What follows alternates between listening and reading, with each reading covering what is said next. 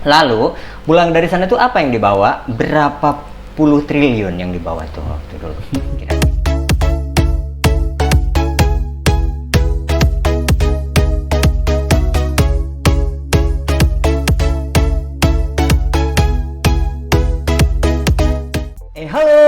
Halo, welcome back to my channel @Freddy Alam. Jangan lupa like, comment, share, dan juga subscribe. Guys, kalau biasanya gue kan sendirian ya, nge-vlog gitu. Kali ini gue mau coba berkolaborasi alias collab dengan seseorang yang jadi bintang tamu yang sengaja gue datangin jauh-jauh dari planet Pluto ya. Dan gue akan mengundang beliau tengah malam buta dengan menggunakan dupa. Oke, dan kita mau ngebahas tentang apa sih hari ini? Yang mudah-mudahan sih nanti ada manfaatnya buat kalian juga. Dan pastikan kalian tidak men-skip alias melewatkan video gue ini, tonton aja sampai habis, oke? Karena tenang aja, kita nggak ngegibahin tentang orang ya. Oke, kita langsung saja panggilkan, ini dia bintang tamu kita, Bung Ridwan Effendi. Halo. Perkenalkan diri Anda. Ini temanya kan tentang Korea ya? Iya. Nah, berarti perkenalan dengan Annyeonghaseyo. gitu ya? 네, 안녕하세요. 저 이름은 Ridwan 입니다. 저는 수방에서 왔습니다. 나이는 38입니다. 네, 감사합니다. Kenapa sih ngomongnya sosokan Korea gitu ya? Karena ya tema kita kali ini adalah mau ngebahas tentang benarkah jadi TKI Korea itu bisa auto kaya? Nah, bintang tamu gue ini bukan sembarangan loh, bukan kaleng-kaleng, karena dia ini adalah dulunya mantan TKI Korea. Benar begitu, Bung? Betul. Benar ya? Mantan. Mantan TKI ya. Dan sekarang pun masih ngarep. masih mau jadi gitu ya, iya. TKI Korea. Tapi walaupun belum berangkat lagi ke sana, konon katanya sekarang ini sudah menjabat sebagai apa ya, di perusahaan Korea gitu ya. Iya. Bekerja di perusahaan Korea yang ada di daerah Kota Karawang gitu ya. Jabatannya ya bukan kaleng-kaleng guys, bukan lagi menjadi sosok operator gitu ya. Kita akan bongkar saja. Langsung saja. Gimana kabarmu gitu ya? Oteke jineseo. Oke. Masih apa ya ternyata ya, 4 tahun Iya, yang iya, lalu iya. juga ya. Kabar sih alhamdulillah sehat ya. Ya, Baik. Jadi sekedar informasi aja, flashback beberapa tahun yang lalu bahwa kita ini dulunya sempat satu kerjaan gitu guys. Jadi kita dua-duanya. Jadi kita berdua ini pernah menjadi TKI Korea sekitar 4 tahun lebih ya di negeri Ginseng. Dan kita juga pernah bekerja di satu pabrik yang sama. Bahkan kita cuma beda shift aja gitu ya. Kadang saya yang pagi, dia yang malam gitu. Kalau dia malam, saya yang pagi gitu. Sama aja. Iya. Oke, gitulah pokoknya. Nah, terus kita mau coba sedikit sharing ya buat kalian yang barangkali gitu ya mau juga menjadi TKI Korea. Oke, Bung Ridwan. Iya. Sebagai seorang operator sepak bola, nggak operator mesin ya. Sebagai seorang operator dulu di TKI Korea, emang ini menjadi cita-cita dari awal untuk bisa bekerja di luar negeri atau gimana? Kalau cita-cita dari awal sih enggak ya, karena memang tidak tergambar sama sekali luar negeri itu kayak apa. Cuman karena waktu itu ya ada kesempatan dan ada jalan, jadi ya saya berangkat ke sana. Oh gitu. Itu ceritanya gimana sih asal muasalnya? Ada yang ngajak kah atau memang inisiatif sendiri atau gimana? Awalnya sih saya bekerja di satu perusahaan yang bergerak di bidang jasa penerbangan. Waktu itu tenaga kerja juga. Ya, tenaga kerja juga. Waktu itu ada ke Korea? Bukan, ke Timur Tengah ya waktu itu. Jadi ada ya sedikit merosot, bukan sedikit ya, bahkan bisa dibilang bangkrut ya perusahaannya. Jadi saya dirumahkan ya, pilot. Saya dirumahkan waktu itu dan iseng-iseng main-main ke tempat-tempat temennya lama. Akhirnya secara tidak langsung temen katanya sudah pendidikan bahasa Korea waktu itu dan mengajak saya untuk ikut juga berangkat menjadi TKI ke sana. Oh, jadi sebenarnya nggak kepikiran ya waktu awal-awalnya tuh kepikiran untuk kerja juga di sana atau kepikiran untuk kerja di Timur Tengah? Tidak ya. Tidak, sama sekali tidak. Cuman waktu itu ya karena memang ada brosur yang memang menerangkan tentang Korea dan di situ juga yang saya pikir dibanding dengan negara yang lain banyak plusnya gitu. Makanya ya saya mantapkan diri untuk berangkat ke sana karena pikir untuk bekerja di Indonesia itu sangat sulit ya gitu, apalagi kalau nggak ada koneksi gitu. Nah, waktu itu zaman tahun berapa tuh waktu keberangkatan? Tahun 2011. 2011 ya.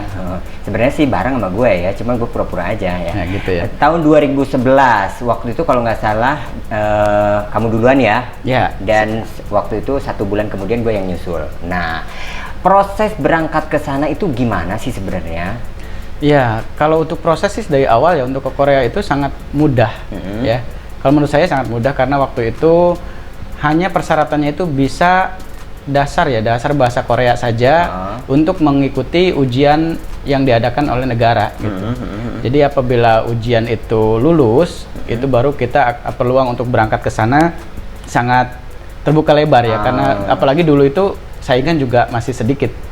Kalau sekarang sih mungkin banyak sekali yang sudah pengen ke sana. Ribuan ya? Iya, udah ribuan. Berarti ini sistemnya program dari pemerintah ya, karena ini melibatkan negara juga ya? Iya, betul. Berarti program resmi? Program gitu ya? resmi ya, G2G yang diselenggarakan oleh pihak BNP 2 TKI. Oh iya. Terus untuk ke sana itu kan selain tes ya, apa aja yang harus dipersiapkan? Ya, yang selain tes itu kan, tes itu belajar ya bahasa Korea berarti ya. Itu kita juga mempersiapkan fisik kita, mental kita, ya juga kesehatan kita. Itu. Karena konon dengar-dengar katanya kan nggak boleh ada penyakit-penyakit tertentu yang. Betul. Kalau misalnya ingin berangkat ke sana gitu ya. Jadi harus sehat rohani dan jasmani. Iya, pasti. Oke. Terus untuk biaya. Nah, untuk berangkat ke sana itu waktu dulu nih zaman baheula ya, ngabisin berapa miliar ya? Berapa ya? Dulu itu mungkin kalau dikalkulasikan semua karena memang pengeluarannya itu tidak sekaligus ya.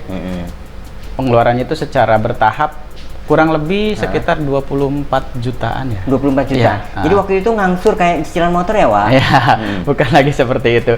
Jadi kita di sini pertama itu kita membayar untuk biaya belajar kita sendiri di LPK yang mungkin menurut kita bagus ya. Dulu di daerah mana tuh? Dulu saya belajar di daerah Cianjur. Selama kurang lebih 1 bulan 20 hari. Wow, 1 bulan 20. Berarti di karantina ya? Iya, karantina. Kayak gogok ya, Wak? Di karantina. Iya, kayak sekarang kan ya zamannya COVID. Benar. Iya, berbicara soal COVID-19 nih, kena juga nggak sih dampaknya dirimu? Banget, sangat iya. Jadi kita juga diliburkan di perusahaan juga dengan ya salary ya, gaji tidak full gitu. Oh gitu. Tapi sekarang kan ngemeng-ngemeng katanya sudah kerja lagi di pabrik Korea, ya benar nggak sih? Iya, betul. Menjabat sebagai apa sih sekarang di sana? Ya alhamdulillah sekarang sih udah menjadi staf di salah satu divisi yang mungkin ya sangat tinggi lah untuk posisi. Lumayan lah ya. Ajak-ajak dong, Wak. Tetap ya promo terselubung. Oke. Terus kalau berbicara soal biaya ya, yang tadi kan udah ya. Tesnya itu sebenarnya gampang apa enggak sih? Kalau menurut saya sih ya dulu karena memang lagi masih semangat dan belajar juga kita masih rajin, sangat mudah. Sangat mudah ya. Dulu gitu, beda dengan sekarang. Itu sekali tes langsung terbang atau melakukan beberapa kali tes? Dulu sih alhamdulillah saya 1 kali tes itu langsung lulus. Oh, hoki ya, Wak? Iya, itu mungkin udah rezekinya ya. Oh, berarti memang nggak sia-sia di karantina ya? Iya. Oh, gitu. Terus setelah berangkat ke sana nih, pekerjaannya sebenarnya siapa yang nyari sih di situ? Kalau di sini sih mungkin kalau yang untuk nyari kita juga tidak tahu ya, karena di sini juga saya hanya menyiapkan berkas dan diminta untuk sending data. Apalagi kalau sekarang itu sending data melalui internet ya, semuanya sangat gampang. Itu kita ditujukan ke pihak HRD Korea di sana, ya mungkin dari pihak HRD sana ataupun pihak Disnaker ya. Kalau di sini mungkin ya di Nodongbu di sana kita dipasarkannya seperti itu. Iya. Oke, terus kerjaan di sana nih, pertama kali dapat kerjaan itu sebagai apa? Dulu waktu itu saya dapat kerja itu di pabrik food ya, makanan waktu itu. Pengolahan makanan. Cuman di sini juga ya bertentangan dengan hati ya. Bertentangan karena emang di ya, karena di sana itu kan ya mayoritas non muslim dan tidak mempunyai agama ya. Di situ saya bekerja di pabrik pengolahan daging B2 ya. Bebong ya, Bo. Ya, seperti itu. Jadi ya sangat mungkin ya sedih ada gitu loh. Cuman karena emang di sini kita sudah lillahi ta'ala untuk bekerja ya, untuk masa depan saya juga ya, saya bertahan di sana. Apalagi banyak yang bilang di sana teman-teman jangan sampai minta keluar sebelum punya ID card ataupun KTP Korea. Jadi saya bertahan waktu itu. Oh, bertahan. Itu bertahan berapa lama? Itu 2 bulan 10 hari ya setelah saya dapat ID card. Itu di situ saya beranikan diri untuk konsultasi ke shelter yang waktu itu juga dikasih tahu temen yang sudah lebih dulu gitu loh, berkonsultasi. Jadi emang bisa pindah pabrik sebenarnya ya, Wak? Ya kalau alasannya itu tepat dan kita juga istilahnya tidak salah di kita, itu kita bisa pindah. Itu di situ ada jatah pindahnya kalau nggak salah 3 kali ya. Jadi kalau misalnya nih kita pengen pindah karena ketidakcocokan misalnya ya dengan pekerjaan kita, itu prosesnya harus seperti apa tuh? Yang saya tahu sih jangan sampai ada salah di kita ya. Kita tetap kerja. Kita harus kemana? Ya waktu itu sih saya diusulkan oleh teman ya, terus temannya juga yang bikin blog ini. Waktu itu ngasih usulan untuk datang ke salah satu shelter ya, pusat bantuan bahasa untuk negara untuk orang-orang asing yang ada di sana ya, salah satunya adalah Indonesia. Saya waktu itu konsultasi via telepon karena memang belum tahu harus naik apa dan bagaimana menuju ke sana gitu. Akhirnya setelah konsultasi lewat telepon diminta untuk datang dan dikasih alamatnya, sampai naik bisnya, turun bisnya segala macam dikasih tahu, sampai saya nyampe ke tempat waktu itu lalu dibantu sama pihak apa namanya tuh, apa tadi namanya, shelter ya, oke. Bantuan dibantu bahasanya alias dibantu menerjemahkan gitu ya, disampaikan ke bos pabrik kita. Oh gitu. Jadi sebenarnya kalau setelah kita pindah kerja misalnya dari pabrik yang satu pengen pindah kerja ke tempat yang lain, itu gampang apa susah sih kalau di sana?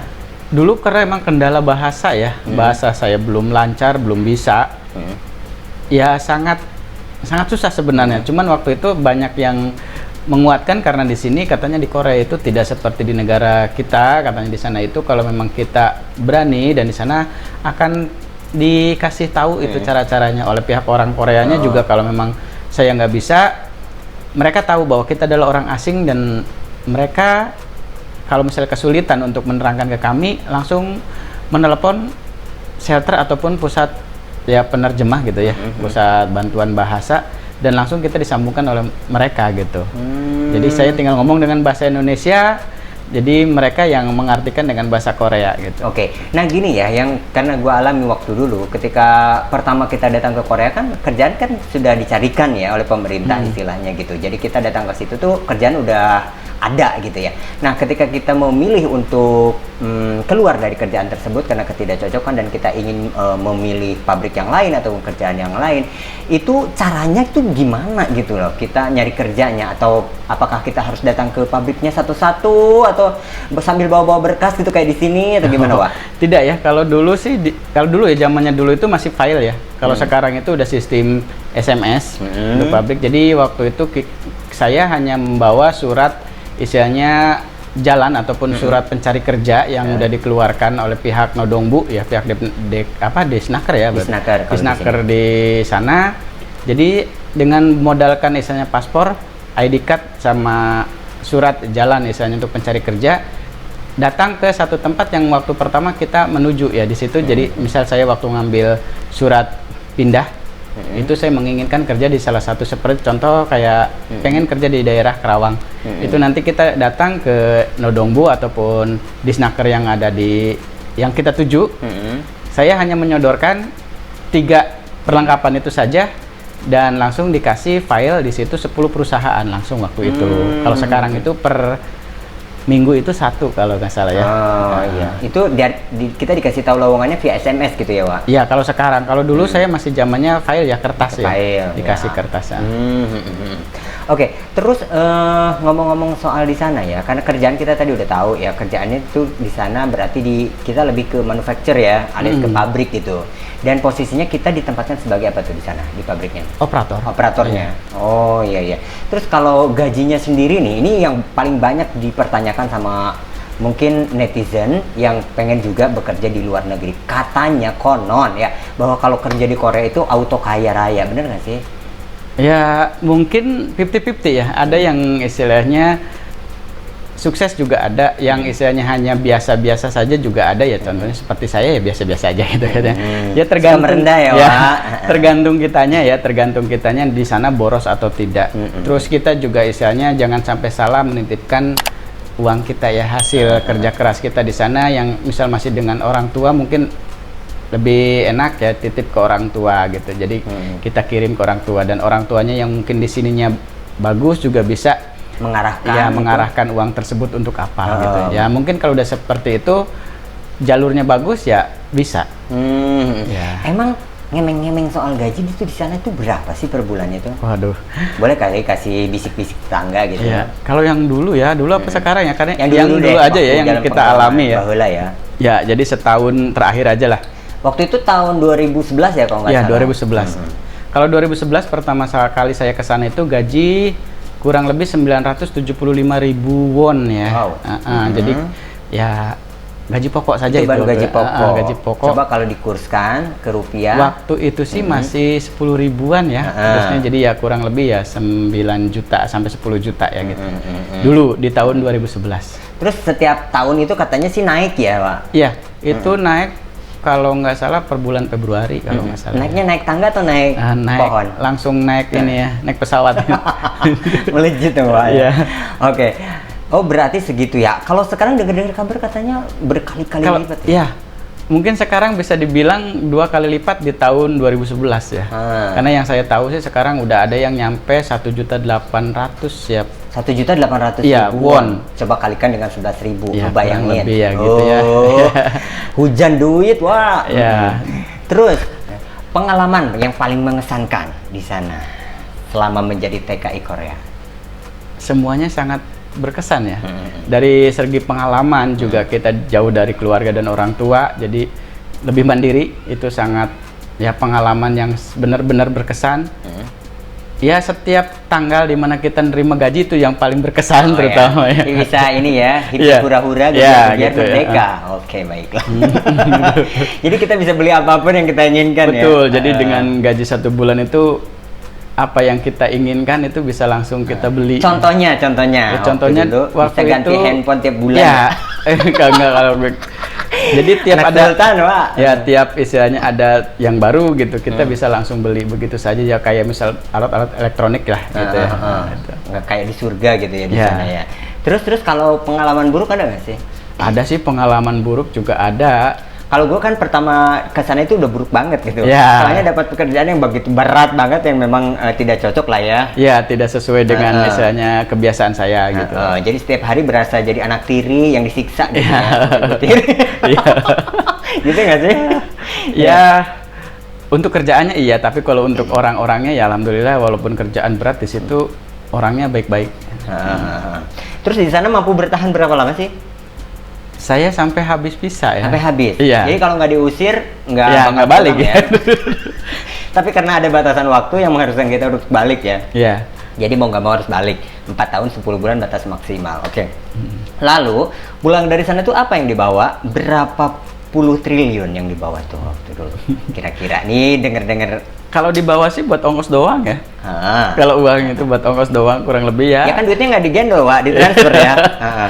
Ada di bank. Ada lah gitu. Ya bisa dibilang sangat besar lah gitu. Sempat berbisnis apa tuh sepulang dari sana? Waktu itu pulang di tahun 2016 ya. Berarti gue duluan ya. Iya. Terus waktu itu sempat berbisnis apa? Atau uangnya dipakai investasi apa?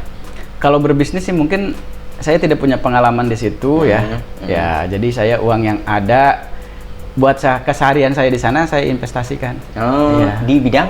Di bidang ya apa ya? Kontrakan? Kalau itu sudah dari awal ya. Kalau itu sudah dari untuk ini apa sembako ya. Sembako. Ya, sembako. Terus rumah mewah. Alhamdulillah ada. Mobil. Ya kendaraan juga alhamdulillah sudah ada. Kapal. Kapal buat anak sudah ada gitu, buat anak mainan. Kapal-kapalan dong, Wak. Ya. Oke, jadi udah banyak invest ya, lumayan alhamdulillah. Dan apa lagi tuh yang setelah pulang dari sana kegiatan? Sekarang sih karena sekarang saya udah mengisi kegiatan sambil menunggu lagi untuk kesempatan berangkat lagi ke sana. Oh, jadi masih ngarep untuk berangkat ke sana? Banget, masih ngarep. Emang usia masih? Saya masih punya waktu 1 tahun lagi ya. 1 tahun lagi untuk berangkat.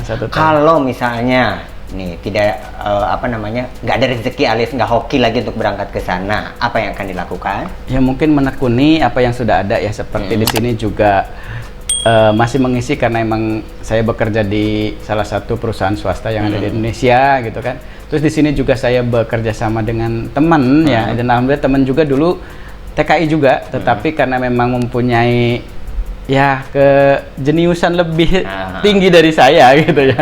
Akhirnya dia membuka sendiri. Sekarang ya dia buka sendiri privat khusus bahasa Korea. Ya sudah berjalan berapa lama, dari tahun 2000. Karena di sana itu dia tidak lama ya. Halo, ya mungkin sekarang juga nanti ngelihat ya Pak Deddy Koswara di sini. Mr. Deddy Anyong Hasim nikah. Ya. Semangat sengit. Masih bisa ya. Terus? Dan di sini juga beliau sekarang sudah mempunyai banyak siswa ya. Yang sudah berangkat juga udah banyak karena dari tahun 2013 dia mendirikan kelas privat ya, bukan LPK. Jadi dia kelas privat. Kenapa dia memilih kelas privat? Karena di sini kan banyak yang sambil bekerja juga. Jadi dia membuka kelas itu kelas pagi, kelas sore, sama kelas malam. Jadi dirimu juga ikutan ngajar kah atau di situ? Ya, atau di sana, sebagai apa di sana? Ya, sebagai pembantu saja di sana ya. Kadang-kadang kalau memang tetap lagi ya pembantunya. Ya, pembantu itu masih tetap ya. Jadi kalau beliau lagi sibuk, karena di sini dia punya 3 kelas, itu kadang satu kelasnya yang ngisi saya seperti itu ya. Bantu-bantu ala kadarnya sebisa saya aja. Asisten gitu ya, lah ya, Wak. Asisten ini ya. Emang biaya untuk apa tuh namanya ikutan kursus bahasa itu sekarang itu berapa sih? Ya, yang di teman saya ini karena kelas privat di sini kita buka di 3,5 juta. 3,5 juta. Ya, dapat apa aja tuh? Itu fasilitasnya mungkin ya dari materi ya. Materi itu berarti buku, kamus, sama semua perlengkapan untuk belajar. Terus di sini juga bagi yang jauh disediakan untuk tempat tinggal juga ya. Makan? Kalau makan sih sendiri ya. Makan sendiri, minum?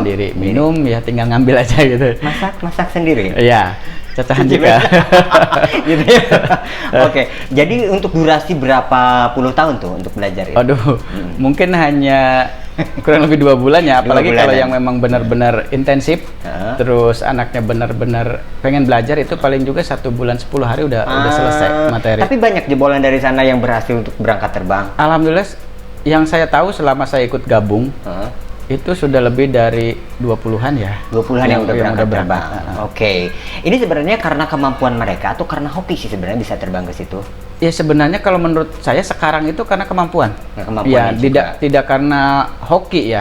Karena kemampuan, karena kalau memang tidak punya kemampuan di ujian bahasa Korea aja sudah nggak lulus gitu. Iya. Nah, dirimu sendiri yang pengen sekali gitu balik lagi ke sana gitu. Ini sudah melakukan berapa kali tes atau memang belum melakukan sama sekali? Sudah ikut waktu itu. Saya mungkin 2 kali ya. 2 kali dengan gagal. Tahun kemarin ya. Gagal maning. Ya, karena itu masalahnya kenapa sih? Dulu katanya kalau sepulang dari Korea, ya mantan TKI Korea lah istilahnya kita bilang seperti itu.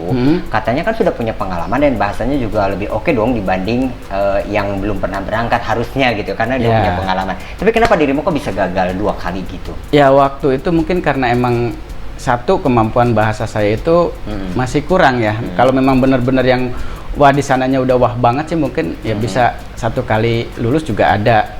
Waktu itu ya apa yang saya dengar di sana dan saya belajar di sana gitu loh, percakapan di sana terutama dengan orang-orang Korea di sana ternyata tidak sama gitu. Jadi kita kayak balik lagi ke bahasa buku belajar kita yang dulu, yaitu kan udah lupa gitu ya. Seperti itu. Karena bahasa teori dan bahasa praktek itu beda. Iya, betul gitu. Beda. Oh, iya. Terus walaupun sudah gagal 2 kali nih, masih juga mau ngarep untuk ikut tes lagi, mau berangkat lagi ke sana?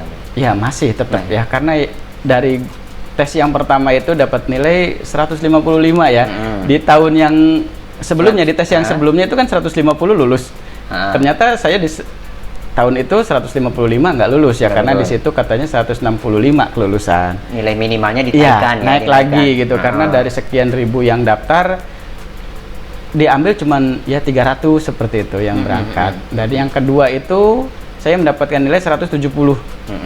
Dan waktu itu saya udah bahagia karena pasti lulus. Ternyata pede nilai, banget ya. Iya, pede banget karena di sini saya pikir kemarin 165, jadi 170 itu udah tinggi ya. Ternyata standar kelulusannya naik lagi jadi 185. Waduh. Gitu. Jadi ternyata wow pingsan ya. Iya, jadi gimana, ke cewek atau ke cowok? Kecewa sih ada pasti ya. Betul ya. Iya, kecewa sih pasti ada banget. Tapi dari situ terpacu dong, gua harus bisa. Betul, tahun depan. makanya sekarang kapan mau mulai lagi tes lagi? Belum tahu ya, dengar sih bulan dibuka kembali di bulan September. September. Iya. Mungkin kalau sekarang masa corona, apakah masih dibuka tuh pendaftaran kayak itu gitu lagi? ditutup, dan ujian yang untuk pemula juga itu ditutup. Jadi ditutup total dari Misalnya kita pengen cari tahu informasi yang detail, yang valid gitu mengenai proses keberangkatan ke Korea, itu kita harus cari tahunya kemana sih? Itu pertama kita harus buka situs yang menerangkan tentang Korea ya. Situs apa tuh? Itu Porno? di bukan dong pastinya. Itu di situs BNP2TKI ya. Di situ ada program G2G. Tinggal klik, nanti dipilih. Di situ ada, karena di situ ada 2 program ya, program Jepang sama program Korea. Kalau memang mau ke Korea tinggal klik Korea. Di situ ada prosedur dan persyaratannya juga semua ada. Ya. Kalau nggak salah sih batasnya maksimal 40 ya? Ya, maksimal 40 tahun dan warning 39 lah. Berarti gitu ya. sekarang tinggal 1 tahun kesempatan dirimu ya? 1 tahun kesempatan lagi. Semangat! Ya, Fighting! pasti ya, Okay. pasti. Terus pesan ini buat yang pengen jadi TKI Korea nih, apa nih? Pesannya sih satu ya, niat dalam hati, nggak boleh ngambang, dan belajar itu benar-benar, karena itu kunci utama untuk berangkat ke sana. Belajar bahasa Korea tentunya ya. Harus benar-benar gigi ya? Iya, betul. Oke. Semoga saja nih buat kalian yang juga punya keinginan untuk berangkat ke kerja menjadi TKI Korea gitu ya, kesampaian. Dan apa yang sudah kita bahas hari ini di bagian yang pertama pastinya ada manfaat dan juga menginspirasi buat kalian ya. Kalau kalian suka dengan tayangan video obrolan collab kita kali ini, silakan like, comment, share, serta subscribe. Jangan lupa bunyikan juga lonceng notifikasi kamu agar tidak ketinggalan updatean gue berikutnya. Anyway, terima kasih ya untuk bagian pertama ini, kita cut dulu. Kita nanti ketemu lagi di bagian yang kedua. Silahkan closing pakai bahasa Korea ya, bahasa Korea yang bagus. Bisa kali pertama aja. Iya, oke. Nanti aja cukup. Nanti aja kan belum selesai pembahasan Korea. Oke, jadi nanti katanya closingnya di bagian yang berikutnya ya. Oke, sampai jumpa. Bye.